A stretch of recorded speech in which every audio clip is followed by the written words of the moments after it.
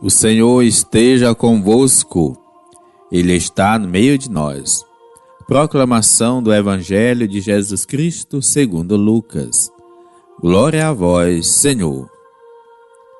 Naquele tempo, os publicanos e pecadores aproximaram-se de Jesus para o escutar. Os fariseus, porém, e os mestres da lei criticavam Jesus. Este homem acolhe os pecadores e faz refeição com eles. Então Jesus contou-lhes esta parábola. Um homem tinha 2 filhos. O filho mais novo disse ao pai: Pai, dá-me a parte da herança que me cabe. E o pai dividiu os bens entre eles.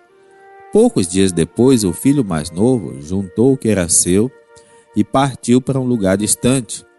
E ali esbanjou tudo numa vida desenfreada.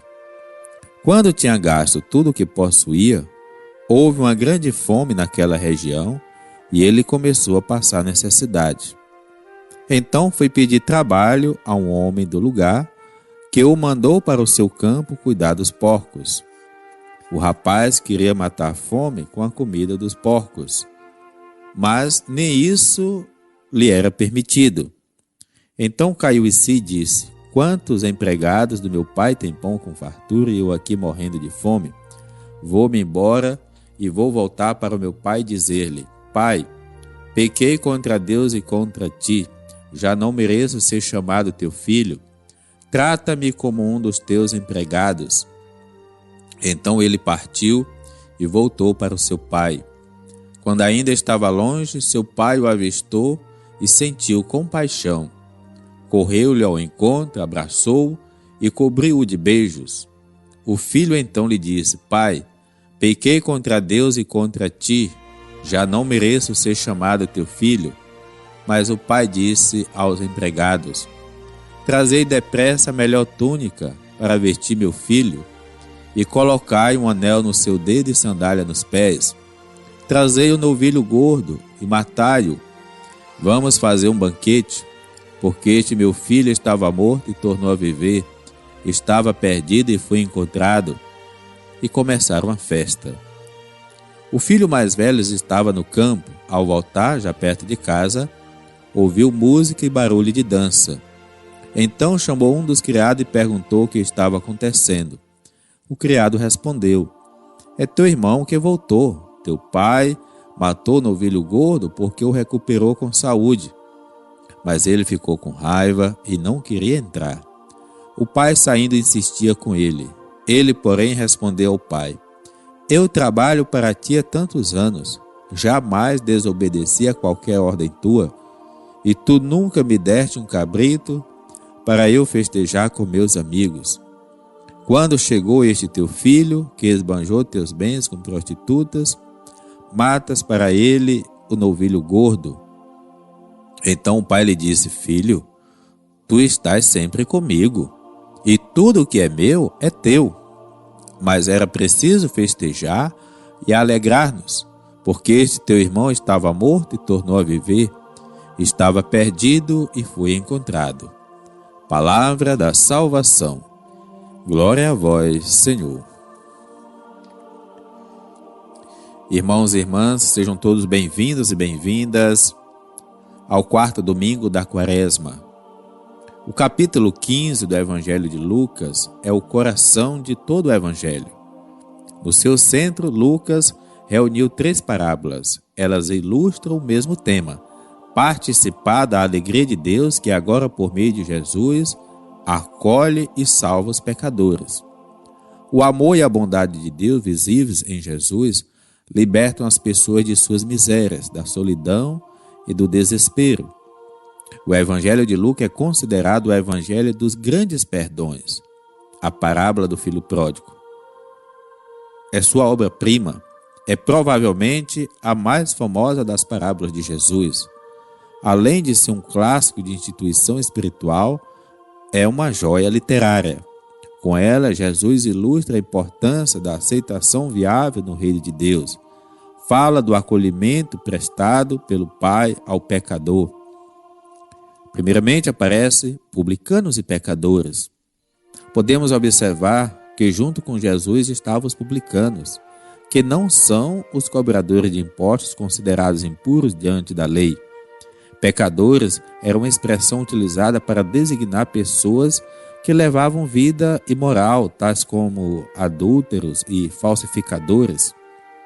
Se referiu ainda a todos os que exerciam profissão desonrosa, como vendedores ambulantes, cobradores de impostos. Junto com eles estavam também mestres da lei e fariseus, que ao contrário dos demais estavam ali para criticar Jesus. Um homem tinha 2 filhos. O cenário desta parábola é a casa paterna. Nela, Jesus apresenta o pai de família e seus 2 filhos, um mais jovem e o outro menos jovem, o mais velho. Esta imagem alude ao acontecimento dos ouvintes sobre as histórias dos 2 irmãos, como Emaús, como Esaú e Jacó. Também José e seus irmãos. Dar-me a parte da herança que me cabe. O filho mais novo faz um pedido ao pai e este divide os seus bens entre os 2 filhos. A lei judaica previa que o filho mais novo recebesse 1/3 dos bens de seu pai, ao passo que o filho mais velho recebia uma parte da herança em dobro. Em geral, a divisão dos bens só acontecia depois da morte do pai.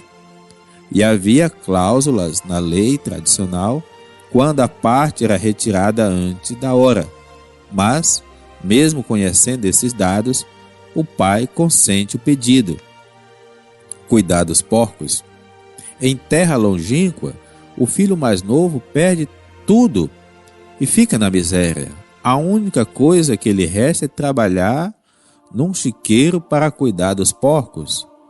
Para os judeus, cuidar dos porcos evoca a ideia de apostasia e a perda de sua identidade.